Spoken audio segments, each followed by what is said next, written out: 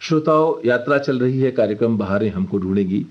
आज इसी कार्यक्रम की अगली कड़ी लेकर हम फिर उपस्थित हैं और हमारे साथ हैं हमारे मेहमान, खास विशेषज्ञ श्री के.एल. पांडे और राजश्री त्रिवेदी जी। मैं राजीव कुमार शुक्ल। बहारें हमको ढूंढेंगी, महान फिल्मी शख्सियतों पर केंद्रित ये कार्यक्रम आप सुन रहे हैं।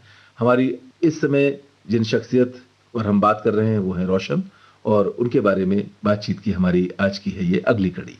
और जैसे हम लोग बात कर रहे थे कि उनके संगीत में बांसुरी तो था ही, वो सारंगी का भी बहुत प्रयोग करते हैं। बहुत अच्छी बात की, बहुत अच्छा प्रयोग हुआ है। साहित्य की बात आप कर रहे थे, देखिए बरसात की रात के सभी गीत साहिर साहब के लिखे हुए हैं और अद्भुत शब्दों का प्रयोग है। उनको तो उर्दू पर तो कमांड था ही, लेकिन जितने अच्छे अच्छे उन्होंने भजन भी लिखे हैं बहुत से आगे की फिल्मों में। साहिर साहब और मजरूह साहब अगर साथ में हो जाएं किसी संगीतकार के, तो जो चीज पैदा होगी वो तो फिर बहुत ही हाई क्वालिटी की होगी। जी बिल्कुल सही कह रहे हैं। तो जो आपने जिक्र किया था मणिकांचन संयोग, वो तब ऐसे ही बनता है जब ऐसे लोग साथ में होते हैं।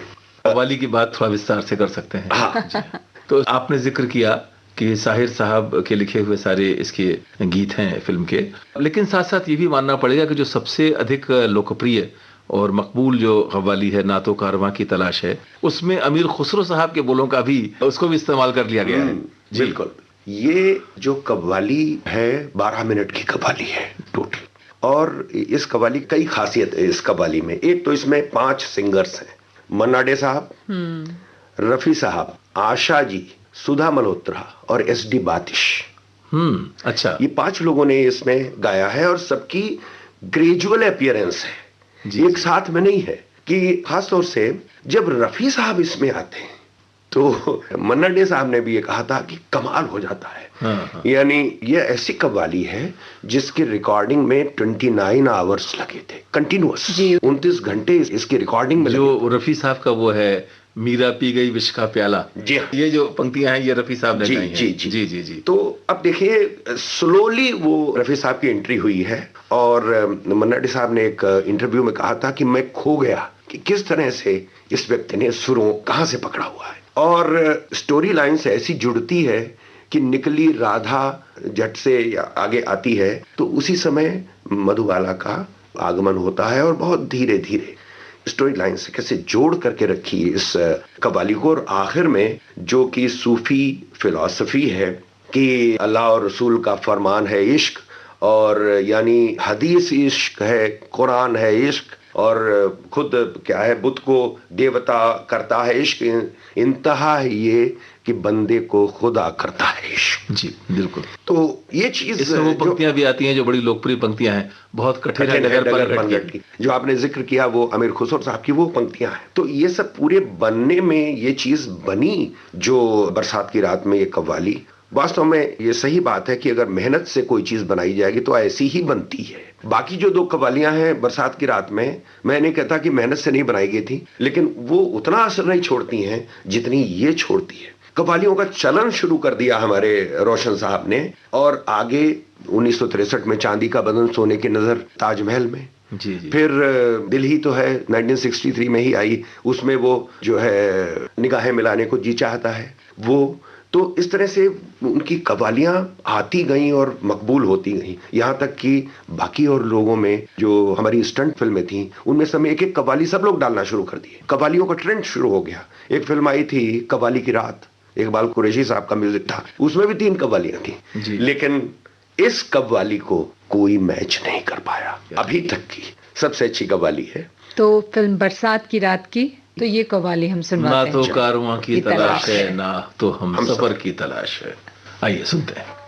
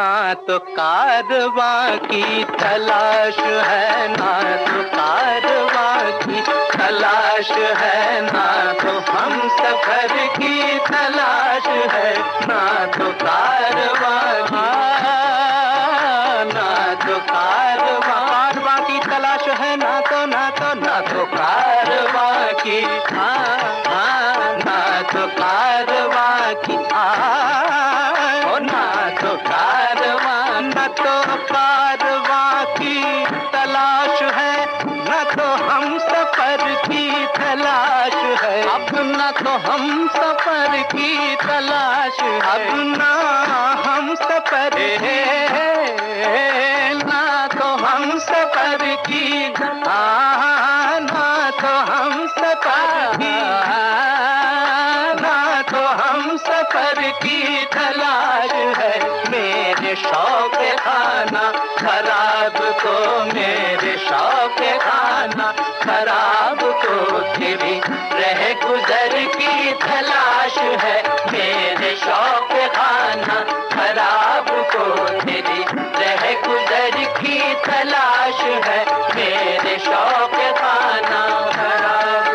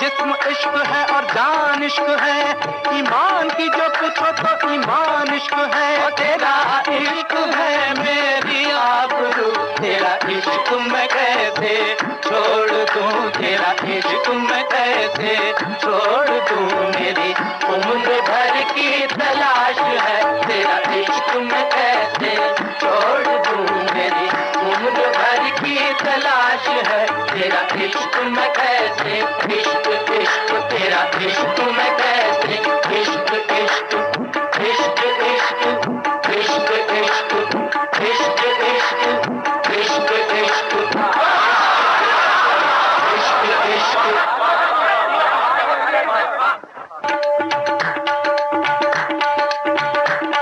ये इश्क इश्क है, इश्क इश्क ये इश्क इश्क है, इश्क इश्क ये इश्क इश्क है, इश्क जासोज की हालत को, जासोज की हालत को जासोज ही समझेगा, मैं शमा से कहता हूँ महफिल से नहीं कहता, क्योंकि ये इश्क इश्क है, इश्क इश्क ये इश्क इश्क है, इश्क इश्क ये इश्क इश्क है, इश्क शहर तक सकता है अंजाम जलकर आग हो जाना, शहर तक सकता है अंजाम जलकर आग हो जाना, बने महफिल में कोई शमाया परवाना हो जाए, क्योंकि ये इश्क इश्क है, इश्क इश्क ये इश्क इश्क है, इश्क इश्क ये इश्क इश्क है, इश्क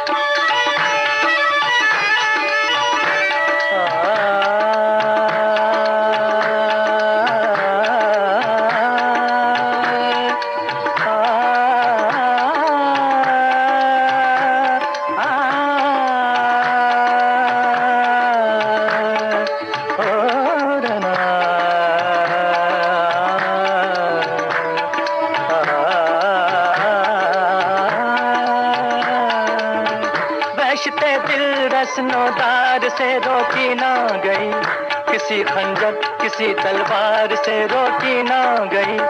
इश्क मजनू की वो आवाज है जिसके आगे कोई लैला किसी दीवार से रोकी ना गई, क्योंकि ये इश्क इश्क है, इश्क इश्क ये इश्क है, इश्क इश्क ये इश्क इश्क है इश्क। वो हंस के अगर मांगे तो हम जान भी दे दें, वो हंस के अगर मांगे तो हम जान भी दे दें।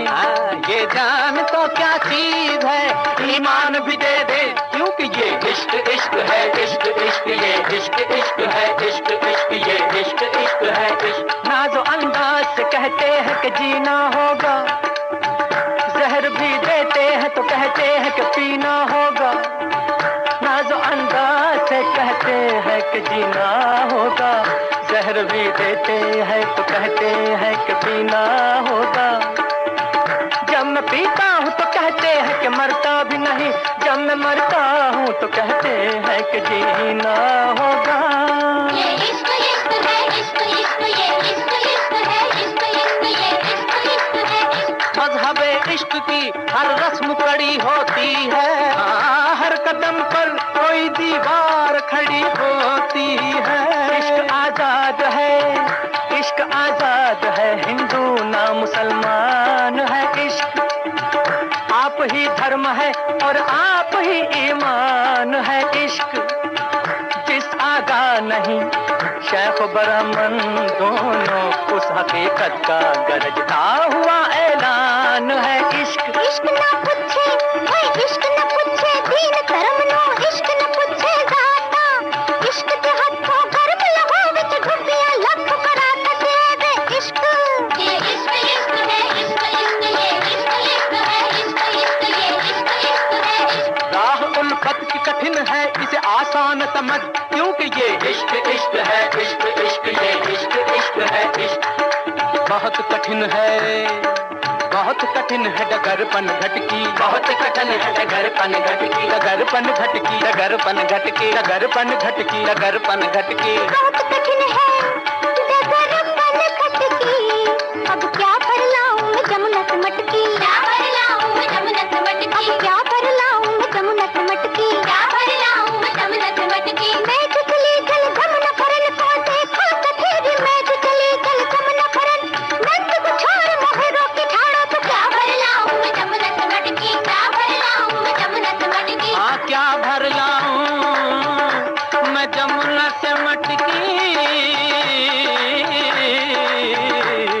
अब लाज राख मोरे घूंघट पटकी, लाज राख मोरे घूंघट पटकी, अब लाज राख मोरे घूंघट पटकी। लाज राख मोरे घूंघट पटकी, लाज राख मोरे घूंघट पटकी। मरे निसा धनी पमा मारे निसा निसा रे निसा निसा धनी सा धनी धनी दपा दपा ममा पा पता। लाज राखो राखो राखो, लाज राखो राखो राखो, लाज राखो राखो। जब जब कृष्ण की बंसी बाजी हो, जब जब कृष्ण की बंसी बाजी, निकली राधा सज के, जान अजान का ध्यान भुला के, लोक लाज को तज के, हरे बन बन डोली जनक दुलारी, पहन के प्रेम की माला। दर्शन जल की प्यासी मीरा, पी गई विष का प्याला, और फिर अर्ज करी के लाज राखो राखो राखो, लाज राखो देखो देखो, लाज राखो राखो, लाज राखो राखो, लाज राखो राखो।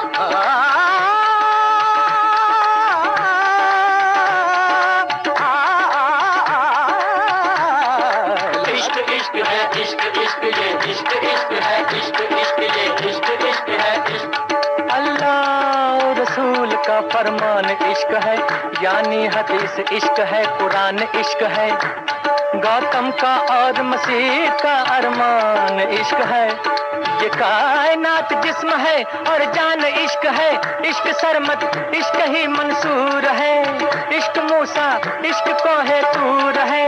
खाक को बुत और बुत को देवता करता है इश्क। इंतहा यह है कि बंदे को खुदा करता है इश्क। इश्क इश्क तेरा इश्क इश्क इश्क इश्क तेरा इश्क इश्क तेरा इश्क इश्क इश्क इश्क तेरा इश्क इश्क इश्क इश्क तेरा इश्क इश्क इश्क इश्क इश्क भाई क्या बात है वाकई, यानी जिसे कहते हैं इश्क हकीकी और इश्क मजाजी। तो इश्क हकीकी और इश्क मजाजी इन दोनों का जो संगम है और जिस तरह से ये चीज़ संगीत में ढलकर कहाँ पहुंचा देती है चेतना को, आत्मा को, इसका एहसास हमने किया। क्या खूबसूरत ये कव्वाली हमने सुनी। बहारें हमको ढूंढने की कार्यक्रम में मैं आपके साथ हूँ राजीव कुमार शुक्ल, मेरे साथ हैं राजश्री त्रिवेदी और हमारे मेहमान के.एल. पांडे जी। पांडे जी, अच्छा आपने कहा कि कई और लोगों ने कव्वाली डालना शुरू किया, कई बहुत खूबसूरत कव्वालियां और उन्होंने बनाई भी। जैसे मिसाल के तौर पर नौशाद साहब ने बड़ी शानदार कव्वालियां उन्होंने मुगल आजम में, और दूसरे भी कुछ लोगों ने कुछ बहुत अच्छी कव्वालियां रची। पर जैसा कि आपने कहा था कि कई बार ऐसा होता था कि एक दौर ऐसा चला कि हर फिल्म में कव्वाली है। तो जैसे आपको याद होगा कि जब हिंदी में गजल लोकप्रिय हुई तो हर अखबार अपने रविवार के परिशिष्ट में एक गजल जरूर छापने लगा, और फिर गजल गो लोगों की बाढ़ आई, और फिर ऐसा भी हुआ कि मतलब अब हर तरह की गजल लिखी जाने लगी और छपने भी लगी। तो एक जिसे कहते हैं कि स्तर का फर्क नजर आता है साफ साफ, और निश्चित रूप से रोशन साहब ने इसको किया। और अब मुझे लगता है कि केदार शर्मा जी का जिक्र हमने शुरू में किया था राशि, कि उन्होंने बाबरे नैन से उनको पहली बड़ी फिल्म उनकी बनी थी, और उसके बाद फिर मुझे लगता है केदार शर्मा ने ही एक फिल्म बनाई थी जिसको उन्होंने उसी नाम से दोबारा बनाया, और इस फिल्म का नाम था चित्रलेखा। चित्रलेखा जो बनी थी वो भगवती चरण वर्मा के उपन्यास के ऊपर बनी थी, और बहुत ही अद्भुत ये कहानी थी, और प्रदीप कुमार, मीना कुमारी और अशोक कुमार के। देखिए इसमें तो उपन्यास भी अगर आप पढ़ें जी, क्योंकि भगवती चरण वर्मा तो हिंदी के बहुत प्रबुद्ध और बहुत प्रतिष्ठित कथाकार गद्यकार थे, और उनका जैसे कि मिसाल के तौर पर भूले बिसरे चित्र अद्भुत उपन्यास है यानी। लेकिन चित्रलेखा जो है उसको हम जानते हैं, राष्ट्रीय आपने भी पढ़ा होगा, याद होगा आपको, कि पाप क्या है पुण्य क्या है, इसकी परिभाषा कैसे की जाए। यानी जीवन के अपने तर्क होते हैं, जीवन अपने ढंग से चलता है, इसमें जो बनी बनाई समझ होती है पाप और पुण्य की, क्या वो बहुत दूर तक हमारा साथ दे पाती है? देती है कई बार, लेकिन फिर भी उसमें प्रश्न अगर कभी आता है तो उस प्रश्न का सामना कैसे किया जाए। तो ये अपने आप में एक दार्शनिक स्तर पर बहुत आपको आलोड़ित करने वाली कथा है। और इसमें जो आपने जिक्र किया कि अशोक कुमार तो हैं सन्यासी की भूमिका में, जो कि वैराग्य की दिशा की बात करते हैं, जो कि भोग की निस्तारता को बताते हैं। दूसरी तरफ बीज गुप्त हैं प्रदीप कुमार, जो कि सामंत हैं। और लेकिन सबसे जो दुरूह चरित्र है वो है चित्रलेखा का, जो भूमिका निभाई मीना कुमारी। और साहिर के गीत हैं इसमें भी। राष्ट्रीय जी कुछ चित्रलेखा के बारे में आप? नहीं, मुझे वो गीत याद आ रहा है उनका जो लता जी ने गाया, संसार से भागे फिरते हो भगवान को तुम क्या पाओगे। तो बहुत सुंदर गीत है ये। और क्या हम गीत सुनते हुए आगे बढ़े या बिल्कुल आगे बढ़ेंगे, आइए सुनते हैं गीत। संसार से भागे फिरते हो भगवान को तुम क्या पाओगे।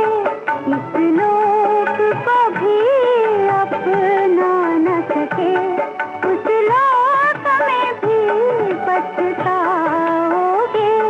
संसार से भागे फिरते हो।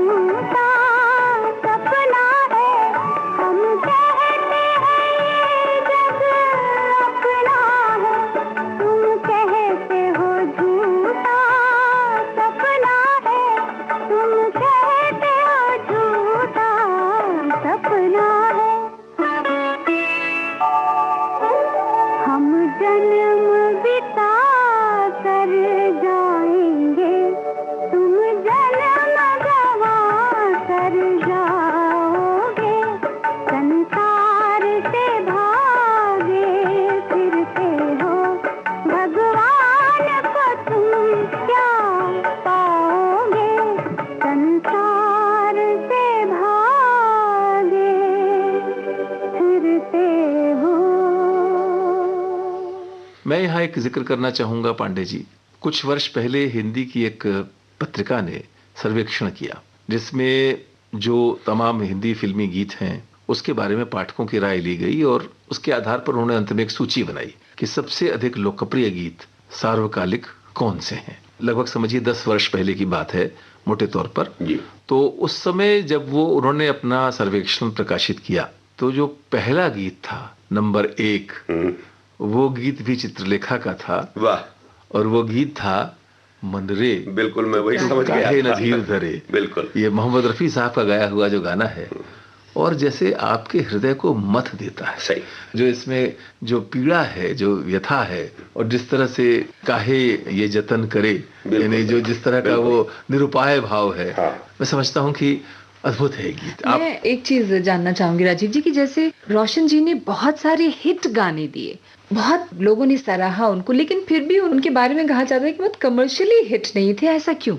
ऐसा मैं इसलिए आपको बताना चाहता हूं कि 2 संगीतकार मैं मानता हूं जो कि क्लासेस के लिए लिखते थे, अपना क्रिएशन करते थे।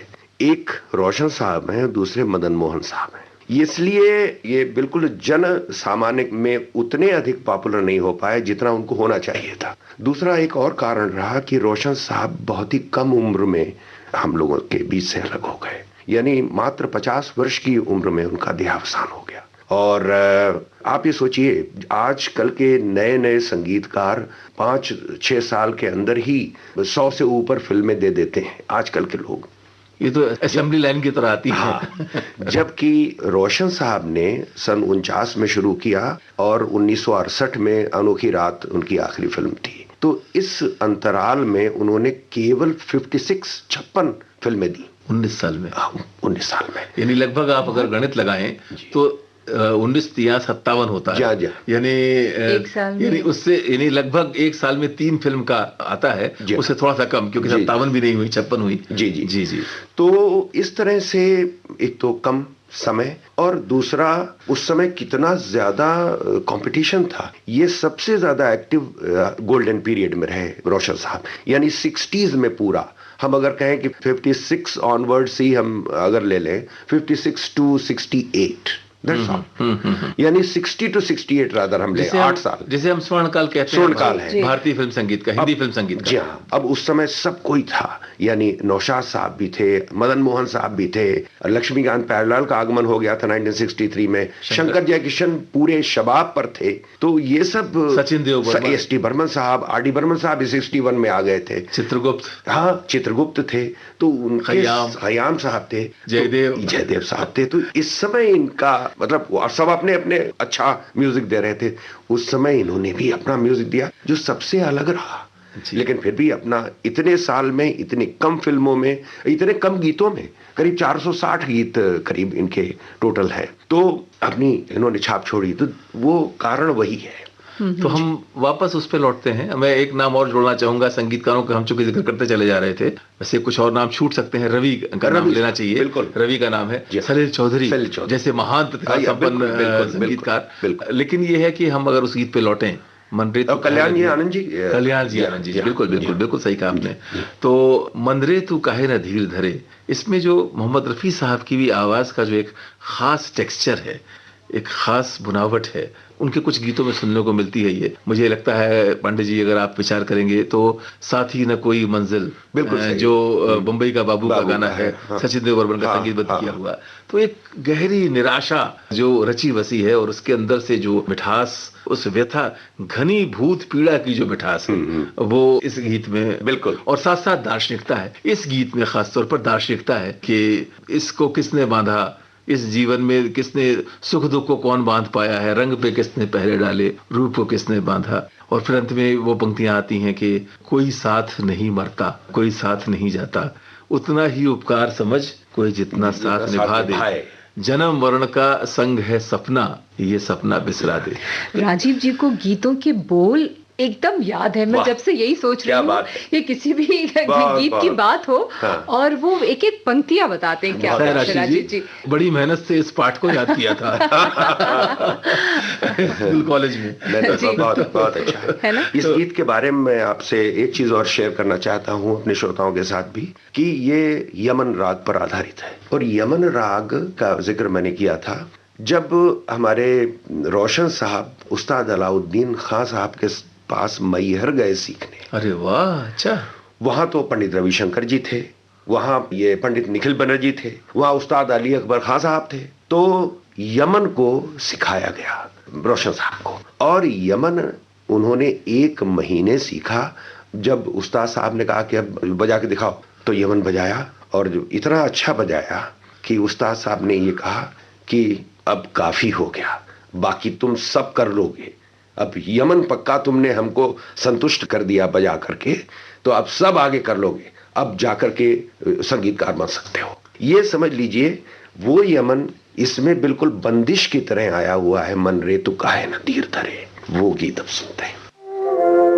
मन रे तू काहे न धीर धरे, निर्मोही मोह न जाने, जिनका मोह करे। मन रे तू काहे न धीर धरे।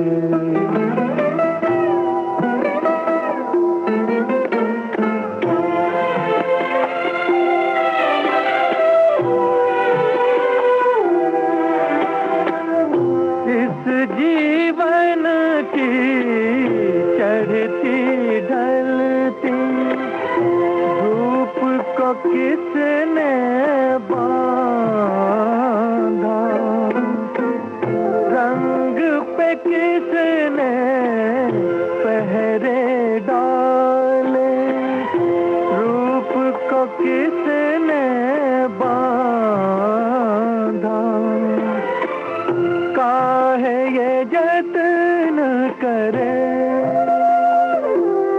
मन रे तू काहे न धीर धरे।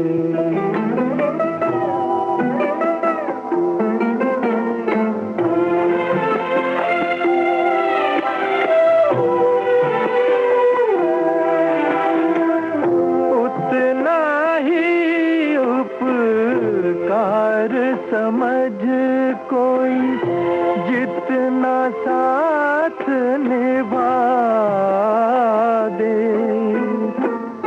जन्म मरण का मेल है सपना, ये सपना बिसरा दे। कोई ना संग मरे, मन रे तू काहे न धीर धरे।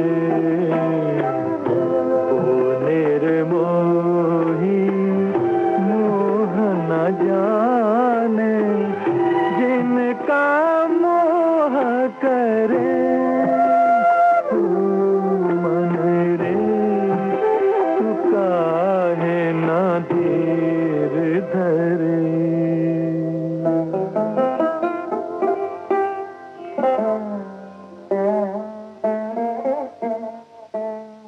मुझे लगता है कि हम जब इस बात को समाप्त करते करते केदार शर्मा का जिक्र फिर हमें करना चाहिए, जिन्होंने इस फिल्म को बनाया। जी, चित्रलेखा का मैं एक गीत और मैं चाहता हूँ, वो है काहे तरसाए जियरा। हाँ हाँ, बहुत सुंदर गीत है वो गीत। राग कलावती और जनसम्मोहिनी पर आधारित है और उसमें कई खासियत है। उसमें अगर फिल्म आप का सीन याद होगा तो मुखौटे पहने हुए 3 नृत्यांगनाएं नृत्य कर रही हैं, जिनमें से पहचानना है बीजी गुप्तको की चित्रलेखा कौन है। तो देखिए कथक पे बहुत अच्छे बोल हैं, पीछे दिखाई देता है कि पखावज लेके लोग बैठे हुए हैं, लेकिन इस गीत में जो नृत्य का प्रयोग किया गया है वो अद्भुत है। वो किसी दूसरी फिल्म में दूसरे सीन में मैंने अभी तक नहीं देखा। वो खास चीज ये है इसमें कि 3 नृत्यांगनाएं बैठे हुए नृत्य कर रही हैं एक तरफ और 3 दूसरी तरफ, वो उठती नहीं हैं क्योंकि मेन डांसर्स तो 3 अलग हैं जो कि अपने नृत्य का प्रदर्शन कर रही हैं। और ये जो राग का चयन था अद्भुत है, कलावती जैसा राग, और उसमें इस गीत को ढालना वो रोशन साहब ने इतना बखूबी किया। वो गीत हम लोगों को सुनना चाहिए। आइए सुनते हैं।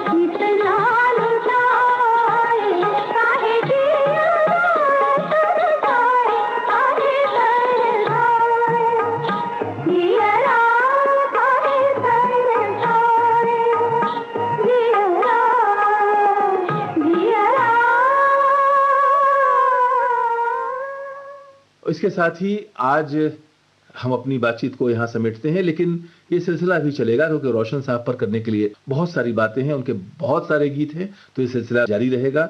सुनते रहिएगा कार्यक्रम बहारें हमको ढूंढेंगी। हमारा जिक्र भी